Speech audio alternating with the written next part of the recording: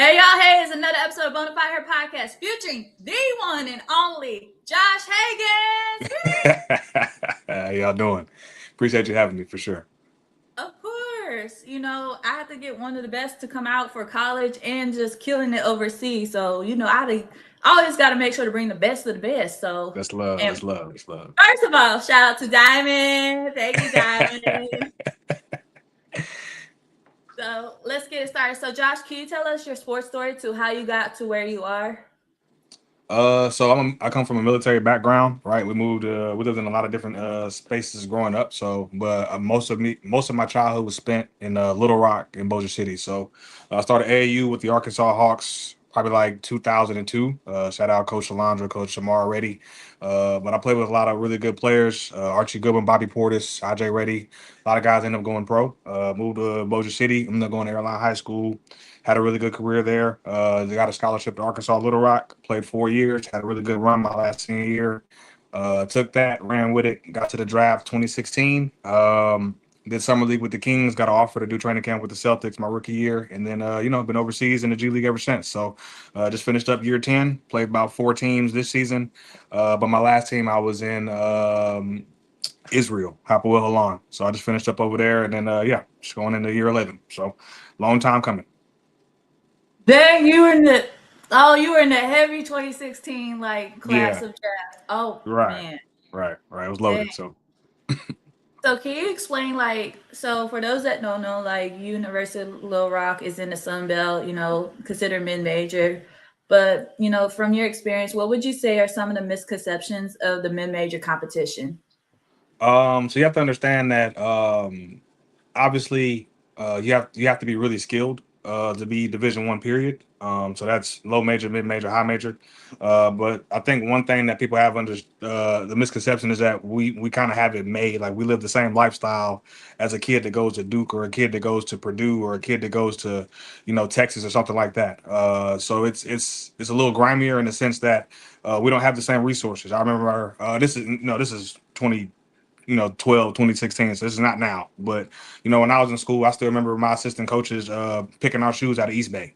You know what I mean? So yeah, I mean, it's obviously great competition, but it's a lot more of a grind in the sense that things are not given to you. You know what I mean? You have to work for everything you have. And so all the best players from my conference from that era would be like Alfred Payton, RJ Hunter. These are 2 draft picks. Sean Long.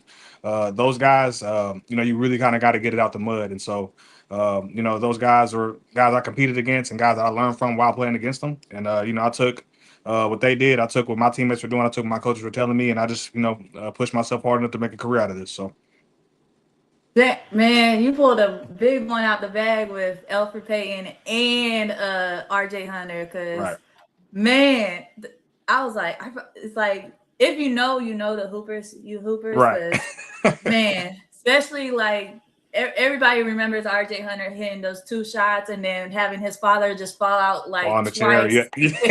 Yeah. Nah, his dad was a character. He's a great coach, though, for sure. And this leads to my question. During your in your seasons at Little Rock, you had a huge run, especially in the NCAA tournament. Y'all beat Purdue, the huge upset. You even made a huge record as your name was etched in the history books, along with Kareem Abdul-Jabbar with the 30 plus points beating Mhm. against Purdue. What was that run like in that NCAA tournament during that time? I mean, it was everything you could ask for. For us, obviously mid-major guys, like we're underdogs. You know what I mean? And you come into those games with the understanding that nobody expects you to win, and for the sake of brackets, nobody really wants you to win, to be honest. So, we came into that game with the mind frame of humbly and respectfully, like we were the better team, and that we just wanted to show that. So, we were down about 14 with about 4 or 5 minutes to go. But the type of guys we had, Roger Woods, Marcus Johnson, Marique Isom, Kimmy Osei, Jermaine Rutley, Maurice Hill, the list goes on, Liz Shoshi. I can name them all if I could, but I mean, we just had fighters. So that game just boiled down to will. You know what I'm saying? The tactic, the strategies, the X's and O's is important, but at a certain point in the game, it's just about heart. And the type of team we had was just a bunch of tough guys from a bunch of different backgrounds that put point blank, just fought till they couldn't no more. And so that's what we did towards the end of that game. We fought until we couldn't, and we made it happen. And so a lot of people call it March Madness luck, but for us, a little bit of March Madness is in it, but more so it was we don't quit. And that type of guys we were, and that's why those guys are all successful in whatever it is that they do now, 10 years removed from college. So I'm just happy that we were able to get it done. For sure, and because they don't call it March Madness for no Nothing. reason. I Yeah, mean, that's true. That's true. and like you hear from people like that was everybody, especially if you play basketball, like college basketball. That's everyone's like biggest goals. The people are to March Madness, be part of that one shining moment montage. The Right. good parts, because like if they catch you with like crying, it's just like, oh Yeah, it's man, tough. like this is not what I wanted to be featured Nah, on. it's I tough wanted to for be sure. featured on like somebody being posterized or Right. something like.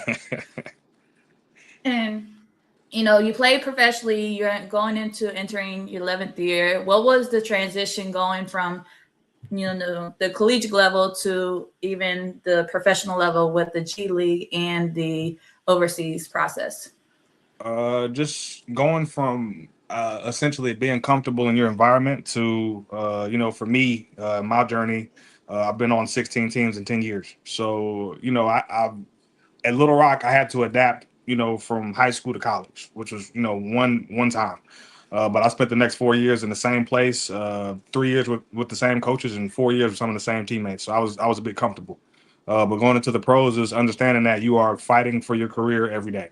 If you're not, you know, top 5% of the NBA, if you're a role player in the NBA and you're overseas, you are fighting for your life, and that's what you have to understand. And so there's a day-to-day uncertainty, especially when you get to the G League and you're overseas and your contract is not for 4 or 5 years at a time.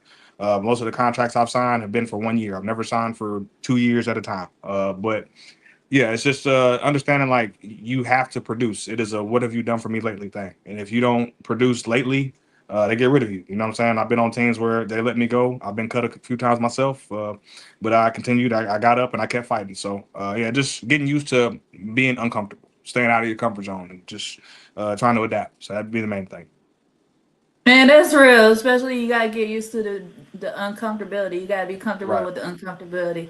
And man, like folks, like people don't understand how crazy competitive overseas is. Like a Right. lot, like yes, the NBA a lot of people's dream, absolutely. But Yep. overseas, I be like the competitive. It's like I love the competition Nah, for overseas. sure. Like it's For sure. physical. It's Yeah, like it's a dog you fight.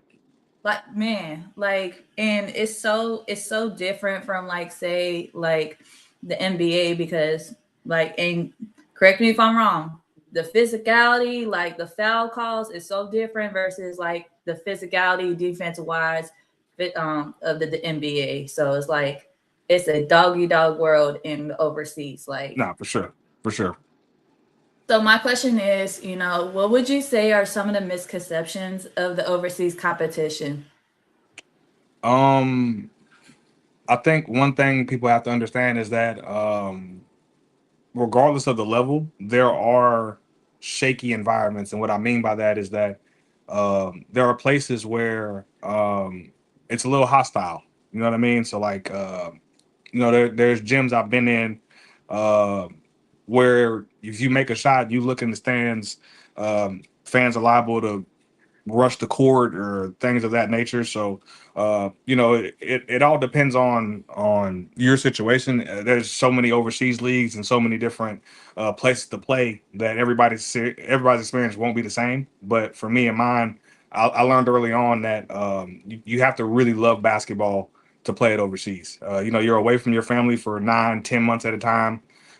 There's a lot of you know, there's a lack of organization sometimes with some of these teams. There's a lot of times where you need certain things done that aren't getting done. I won't go into too much detail on that, but just know like you have to really value this game to start your career overseas. And if you can push through the nonsense, because there's going to be nonsense, you'll be successful. But there's a certain level of professionalism that you have to keep that certain clubs and certain teams and certain leagues and even FIBA doesn't keep that you have to maintain. So as a player, your job is to go out there, perform, try to win the game as best as you can. If you don't get that done, they find the next. But if not, if you can find a way to get what you need done, get the numbers and get the wins, you'll do just fine. But you have to understand, like, it's not going to be sunshine and rainbows, over the course of a 10-month season. It's just not possible. So Man, it's you say 10 months. It's like it's almost the equivalent to like, man, 10 months is like sometimes you gotta prepare yourself, yeah. especially like mentally and everything. So, and first, and you are a father, like, and how do you balance fatherhood and basketball simultaneously? So before JC was born, obviously, for me, my issue was I put basketball at the forefront of everything. Like, basketball was essentially before my family, before my religion, before everything. Because it's the only thing I've ever done in my life. You know what I mean? Like, I had a goal and I set out to do that. But once JC came into the picture, I kind of got a bit of perspective, right? I started to understand that, at some point this ball was going to stop bouncing. So for me to be a father was probably the best thing that happened to me. I was able to be I was starting to turn into the man that I wanted to be, and not the man I was pretending to be, so to speak. So, for JC to come into my life, especially at that point in time, was honestly ideal. It was perfect. It's been tough at times for sure, but the main thing is that I have an understanding of what matters now. I have priorities that make sense, and so I do love basketball still. But at the same time, it's not everything. You know what I'm saying? Like, I was at a point in my pro career where if I lost a game, I wouldn't talk to my family, or if I wouldn't talk to anybody for 2 or 3 or 4 days. You know what I'm saying? I just go dark. You know what I mean? But now I understand that, it's life. You're going to have bad games, you have good games, but what keeps you going? You know what I'm saying? If results keep you going, if you're basketball driven, it's kind of hard because, at some point you're going to retire. So what are you going to do the 40 years after you retire playing basketball at 37 years old? You know what I mean? So yeah, it just keeps me grounded, keeps me humble. She is so adorable. When I was like, when he said, "Hey, JC is the best part," like help, Yeah. the part where he said she helped me become the best man I am versus the best man. I was like, that's a whole bar right there. For That's a sure. whole like, because if it's like if you know, like folks Right. ain't ready for that conversation. It's like, Right. man, but and this leads to my question. I definitely see you as an advocate for women's basketball, especially, with the surroundings of, that women's basketball overall. But, what would you say, what inspired you to advocate for women's basketball? My cousin, Stephen Barber. So growing up, he was the reason why I played basketball. When I was 4 or 5 years old, he was at University of Texas Arlington, star player. He was the guy everybody wanted to be. He was the man in high school. He comes from a small town in San Antonio, made it all the way to the NBA. But after his career, he settled down in Houston, Texas. And when I was working out with him in the summers, he would have a bunch of girls that were really good basketball players on an AAU team, and he take them across the country, get them recruited. He had some really good players. He had Breonna Turner, who's in the WNBA. He had Jordan Hosey, who's a McDonald's All-American, went to Texas. Jalen Richardson Harris, coach at Baylor now, but really good player at LSU. And the list goes on. So I understood early that these girls can really play this game. You know what I'm saying? And I watched those girls in particular grind it out in the gym with me, and they're going just as hard, if not harder than I am a lot of times. You know what I'm saying? And so, there's a lot to gain from women's basketball, from women's sports. I think that, you know, it's growing, and I think that especially with the emergence of NIL, and we talk about some of these household names, the Angel Reeses, the Caitlin Clarks, the Paige Beckers of the world. It's beautiful that they're being seen and being appreciated for their ability. You know what I'm saying? And so I think women's sports is on the rise, and it's here to stay. So I'm definitely a fan of it. I love basketball in every aspect. So For sure. Like, man, if NIL had happened during our time, like during, right, do you know how much right. money we would have been saved? Yeah, we've been all Like, right, bro. We were struggling. You know what I mean? We was eating like Burger King before the game. So man, I was literally in a like I was discussing this on the episode with Dime, saying like you could during our time we could not accept like they could not accept food like free food, like if nothing. say Yeah. like if they were offering like even like the cafeterias or like the subways, If they were Couldn't do it. offering free food, like it's like we Yep. couldn't do it because of the sanctions and stuff. It's like, man, Yeah. like Rough times, and, man. Rough. and also like the transfer portal, people forget like the transfer portal these days. It was so different back in the day. For Like you sure. had to sit a A whole whole year year. and your Whole year. eligibility was gone after Right, that. right. So, nah, it's definitely different. But I mean, like me, like I appreciate the portal. I do think they need to tone it down a little bit. But yeah, I mean, like you said, like it was a year. It was a year if you transfer out of conference, and for the Sun Belt, if you transferred in the same conference, you had to sit 2 years. So it was kind of pointless. You know what I mean? So that's just what it was. Two You know? years, Yeah, two. two. Yeah, I don't know if it's like that everywhere, but I know for sure that was a rule back when we was playing. Oh yeah, because I was Mhm. like, because it was you either when you had transferred from one conference, you were like you got to find another conference, or if you did transfer within that same conference, oh, it was like a betrayal. Like you Yeah, went to one of our rivals and you how gonna could stay you? here? Right. You go how?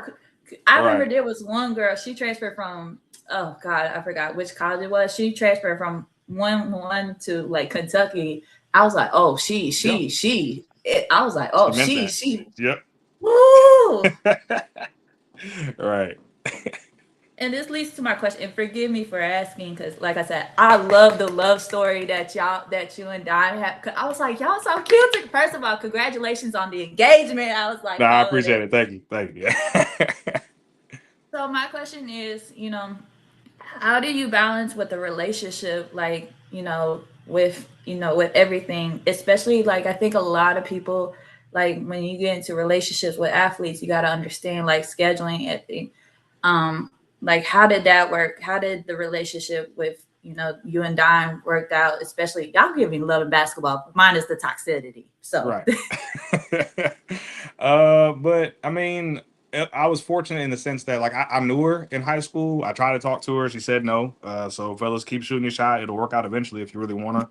But our playing careers as far as us dating, it didn't cross paths. So I think by the time she really started taking me serious, she was already kind of done playing. It was after college, probably about 2 or 3 years after. But yeah, I mean, for us, she essentially she works longer than I do. Like my work days, quote unquote, is me at practice. So a practice is 2 hours, 3 hours on a bad day, but typically 2 or 2.5 hours. The rest of the time I'm overseas, I'm just kind of sitting around, so waiting for a game. But yeah, I mean, with like anything, you just got to make time for who you appreciate and who you want. So with her, I for sure make sure I set out certain time, and we're on different time zones. So if I got to wake up at 5 a.m. to call her at 9 p.m. I do that. Talk to her and talk to JC. Same thing with JC getting out of school about 4 p.m. I got to wake up at midnight to catch her coming out of school. That's what I got to do. You know what I'm saying? And so, it's a sacrifice that we make. But, like I said, like I'm not going to play forever. I probably got about 2 or 3 years left. And then, kind of back to regular life. So, yeah, I mean, it's just sacrificing and being willing to make it work to make sure everybody's happy. You know what I'm saying? Because, in a relationship, it's gonna be ups and downs. You're gonna be mad at each other. You're gonna hate each other for some days, but communication is key. And if you're not communicating, then it's just not gonna work. So, what advice would you give to like say somebody like that's in the relationship with the athletes, like an athlete with the athlete? What advice would you give to like with the relationship, especially like they may be going overseas and like the time zone and everything can be changing and stuff. well, it's difficult. It's not easy. You know what I'm saying? And so, Diamond understood that. Obviously, Diamond is a very caring person. She understands and she's loving. But the main thing is, I would say, don't abuse somebody's kindness. You know what I mean? I think early on when I was in Greece, I was still in that stage where basketball was everything. And so when I would lose, I would go 2 or 3 or 4 days without talking to her. And that would hurt her. You know what I'm saying? Because she's trying to reach out to me. She's trying to make sure I'm okay. And I'm in my feelings about, shooting 2 for 10 or losing a game that we shouldn't have lost or something like that. So just make sure that whatever you do, you think about your partner first. You know what I'm saying? If you're frustrated with what you got going on overseas, that's cool. But at the same time, there's more to life than your occupation. You know what I'm saying? So don't let your occupation consume you. Don't let it be everything that you are. And that was my problem early on in the relationship, is I let basketball be my entire identity. You know what I mean? So balance your life out, make sure that your priorities are in order, and make sure that your partner's happy, because at the end of the day, for me, like I love basketball, but as much as I played it, I'm gonna be with Diamond longer than I'm gonna be with basketball. You know what I mean? And so that's what matters to me. And you know, I got to make sure she comes first. Oh, that's deep, man. I gotta get my little mini tambourine. I know these are shakers, but I couldn't find my tambourines. But that's that's a whole word. Shout out to Uh, Diamond. If you see this time, shout out to you. You know, it's just I think, like I said, you see like a lot of people like kind of like I always say like the scheduling and the time zones, like one of those things like you got to have like that talk like, hey, with everything going on. And I think too, like, we've always, as hoopers, we've always had that whole mentality that ball is life because yeah, it's like, so, ball yeah, is kind of life because right, like in ways ball teaches you, like it's so similar, like you find your sisterhood, you find a brotherhood, and you find your best friend all at the same time. And hmm you see like what type of relationships you can build through ball because I promise you, you're gonna find the type of people you surround yourself with and yep, who's gonna be in your life. So right, it's like technically ball is life, but like, like you stated, like, basketball at the end of the day is gonna have to like stop bouncing and it's what you do, it's not who you are. right. So but and this leads to my question, I always say that athletes are humans first. So as a black man, a black as excuse my language. Woo, but it's a blooper. Hmm. But this podcast is You raw and real, good? so I have Nah, bloopers. you good. So It is. It's cool. whew. It's cool. So as a black man, a father, and an athlete, how important is mental health to you? Especially, well, I would say in any profession, but especially ours, it's key. You know what I'm saying? Because you know, a lot of our, you know, livelihood, our finances are based on our performance, and so we tend to, you know, base how we're living and for a lot of us, like if we're having a good game or we're playing well, we think we're living a certain way, we think that everything's correlated. And so you have to understand that, you know, basketball's a game, so it doesn't matter if you're doing everything right. You're not going to have a good game every night just because you're playing and you're, you know, you're drinking water, you're doing everything the right way. So the main thing you have to understand is that you have to be able to compartmentalize and be able to, you know, distinct, you know, hoop from reality. And reality is that life is full of ups and downs, and you have to be able to handle them. And so, especially as a man, you know, a lot of times me in particular, I would try to just keep it in and not try to talk about it. But you know, that's where the problems start to build up, because at some point, if you hold everything in, it's all gonna come out one day, just one big explosion. And so, you know, for me, it happened a couple times with some teammates and some GMs and some coaches, just kind of blew up. But it internalized because I let it happen. I let it manifest in my stomach and my spirit for a whole season. So, yeah, you just got to be able to, you know, when you have issues, either write it down, talk it out, find a therapist, or, you know, find somebody you can confide in, and that's just the key. You know what I'm saying? You got to be able to talk to people, and I think if you can kind of say it and hear yourself say it, it's easier to let it go. So Because my thing is, I've always wondered, like, from the men's aspect, like, the importance of mental health and, like, are there times where they want to be able to speak up about it? Because, and correct me if I'm wrong, I'll be like, I bet there's times where, like, say, it's like we just want to relax and be able to speak without having to be strong all the time and having yeah, that stigma being placed on us that, hey, if we speak up about mental health, we're considered weak. So, yeah, yeah. It's you just gotta fight that feeling of trying to be too tough. You know what I'm saying? Too much of anything is bad, but trying to be too mentally tough and trying to be too physically tough and always trying to be the tough guy, it's not gonna bode well at the end of the day. So and this leads to my question. You mentioned you from Arkansas. right. With players like Bobby Portis and Archie Goodwin. Those I was like, man, he pulled those out the bag. Like those were deep. If he was deep in it. Right. So, but what does it mean to you to be part of that Arkansas basketball hoop history for you? I mean, it matters a lot. I'm very prideful in where I come from. You know what I'm saying? And so people can tell you, even when I got to Bossier City, even when I got the airline, nobody represented airline as hard as I did. Nobody repped it like I did, because that's just who I am. You know what I mean? Like I'm a guy that I'm big on being where my feet are.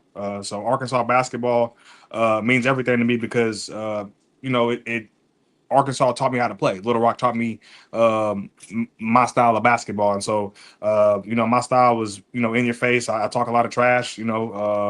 I compete at a high level. I play with a lot of enthusiasm, a lot of passion. It's because I wear my heart on my sleeve. You know what I'm saying? And so that's kind of how most of us are in Little Rock. I may talk a little more than others, but at the end of the day, there's a lot of emotion and a lot of raw passion that comes from the game and how we play in Little Rock. So, those guys that I play with, Arkansas Hawks, Coach Salandra, Coach Winston, Coach Hannes, Coach Reddy, those are people that instilled the game in me. And so without them, I wouldn't be where I'm at. So I'm forever grateful.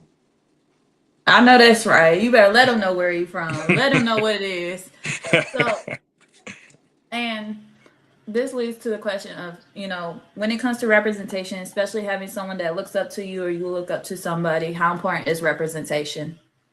It's important to have somebody that you can look up to, somebody that matters to you, and that they're on the same kind of career path that you're trying to get to. It's key. So for me, like I said, my inspiration came from my cousin, and I know for a fact if he wasn't as good as he was, I wouldn't have wanted to be as good as I was trying to be, and I wouldn't have got nowhere near close to it. So having somebody successful in your corner that you look up to and admire, it's important. You know what I mean? Because a lot of guys that I've seen, especially around here, that are super good at the game, but don't really have any ambition and don't really have the same drive or the same work ethic because they don't really know who they look up to. You know what I'm saying? And so some people watch the game, but if you don't have somebody that is in front of you, like, hey, I want to be like that, then it's tough. You know what I'm saying? Like it's a reason why Kobe got so good. It's because he wanted to be like MJ. It's a reason why LeBron got to be so good because he wanted to be MJ. He wanted to be Kobe. Like it's just kind of the way of the sports world. So try to find somebody you like and watch and see what you can learn from them. Okay, so you mentioned Kobe, MJ, and LeBron. Who would you say is your GOAT? So, because everyone So for me, like I'm very unbiased. I don't like GOAT I like talk. this guy. Yeah, like I love GOAT talk. I do. But at a certain point, like for me, it's just about like let's just be factual. You know what I'm saying? Like I love I think mentality matters. I think heart matters. For sure. Clutch, all that. But just for me, I think LeBron's just the best player of all time. You know what I mean? Like for me, it's the stats is one thing, that's cool. But my main point, what I say all the time is his first stint in Cleveland kind of let me know, like the one he didn't win. You know what I'm saying? And that's because he did more with less. You know what I'm saying? Like Jordan was good with help. You know what I'm saying? But without the help, a seed in the East. Kobe was good, but Shaq left. They were bad. Cool. But when LeBron had, I ain't gonna say nobody because they were NBA players because they made it higher than me, so I'm not gonna say that. But without the same type of championship roster, he still made it to the finals. He was still a number one seed in the East religiously. So for me, he's just more all around, more impact on the game, and I think that's the most important part. So Man is about to be 40. He's the man is still in his 40s and still playing. Like I yeah, feel like like, he's and still then, going. Yeah, like I'm 32, turning 33. I'll be tired after about 5 sprints up the court. So but, but hey, we still hooping in 30s, y'all. We right, still hooping in 30s. Come on now.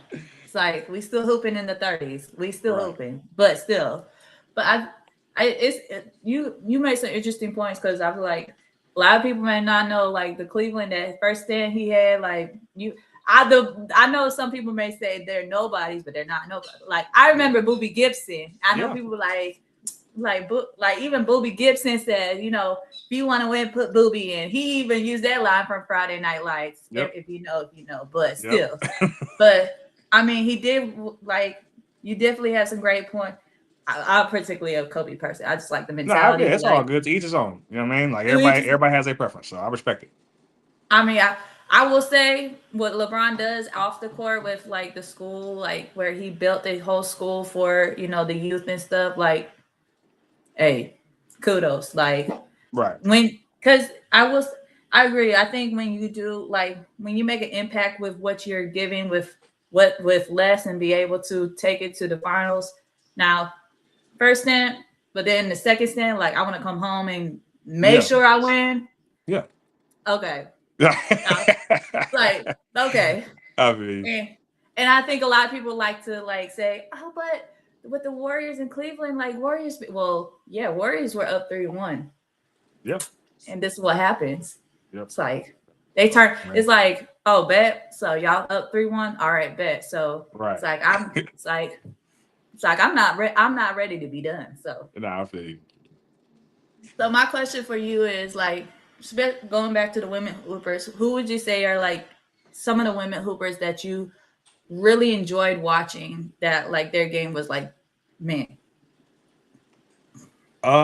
So my cousin Stephen Barber actually really good friends with Tina Thompson. So I actually during my pre-draft I was around Tina Thompson a lot. So Tina gets my ultimate respect. When I was working out with Houston, I was also uh, in the midst of a lot of WNBA players, so I've kind of seen them up front. But I do value Tina Thompson's game.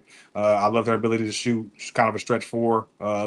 I would say it's relatively new during that era. You know what I'm saying? Just be able to kind of stretch the floor like that and have that skill set. So Tina Thompson's one. I think kind of where we're at with the game today.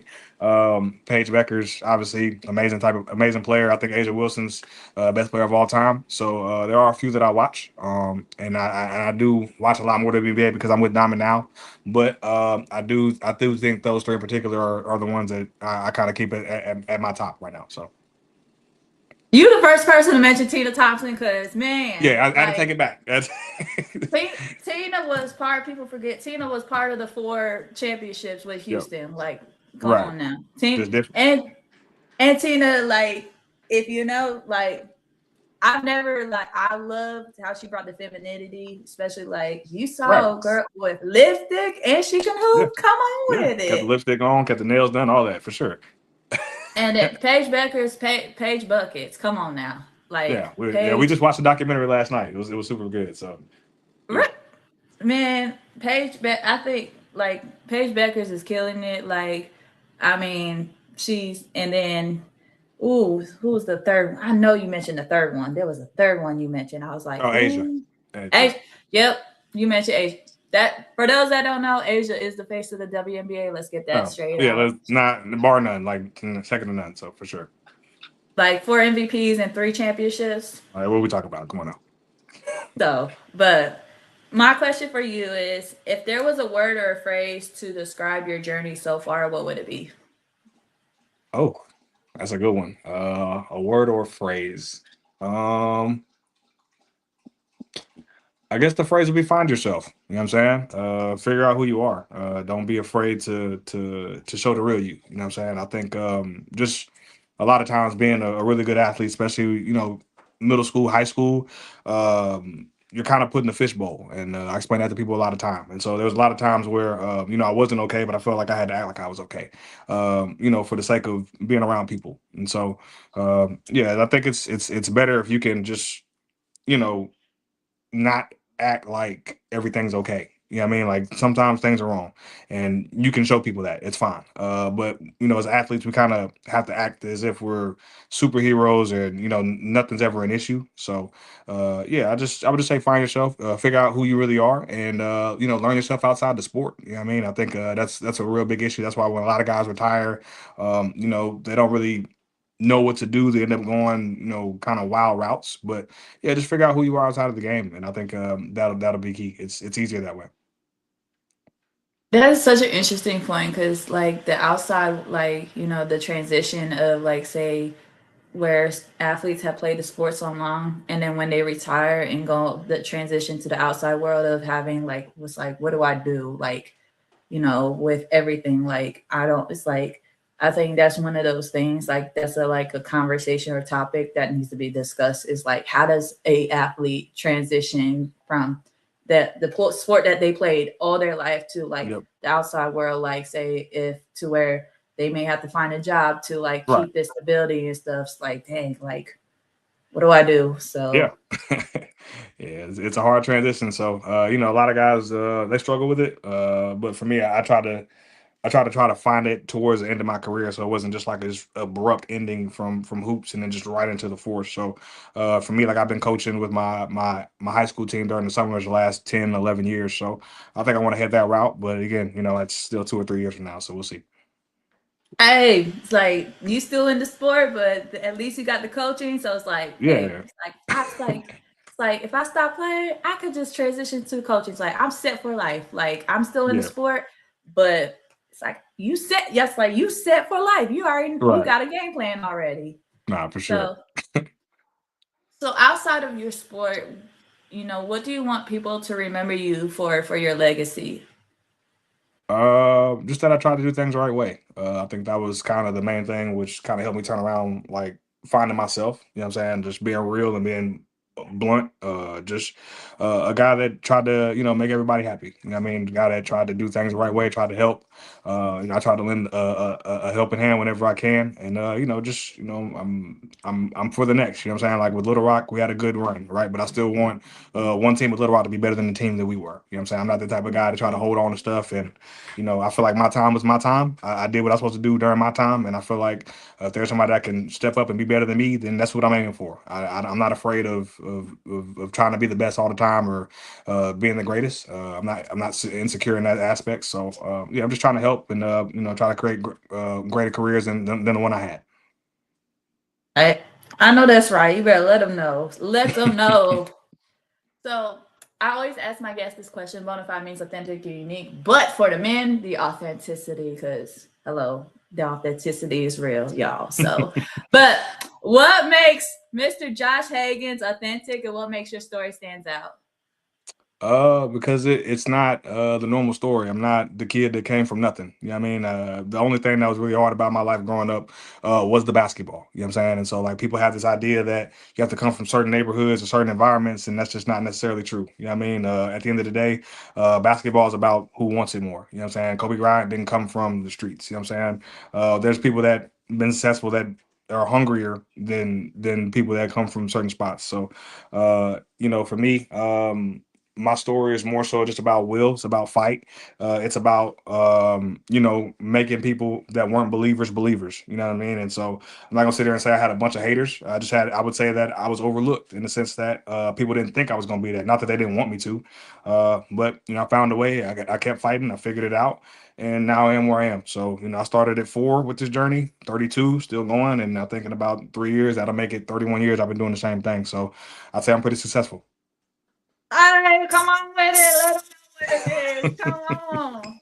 Come on. Let them know what it is. Because, man, you got to have that is something that people cannot teach you is the will and the heart especially if you really love the game. Like, Yeah. people can teach you all the skills and stuff, but they can't teach you like the will and the heart. Right. So, Josh, can you let the folks know, how they can support you and any upcoming events happening your way? So I got hurt. So I'll be coaching this year, most of the year. And actually the entire high school season, I'll be coaching the airline high school. That's where I've been at.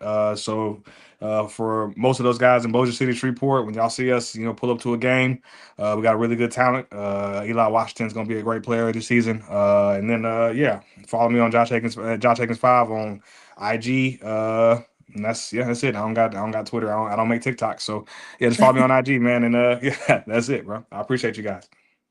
Y'all be sure to follow the man, the myth, the legend himself, Josh Hagins at Josh Hagins5, just like his name with the number For sure. 5 on the end on Instagram. And be sure to check out the live replay of Bonafide Her Podcast, episode 244, featuring the one and only Josh Hagins. And big Appreciate shout it. out to Josh for coming on the podcast.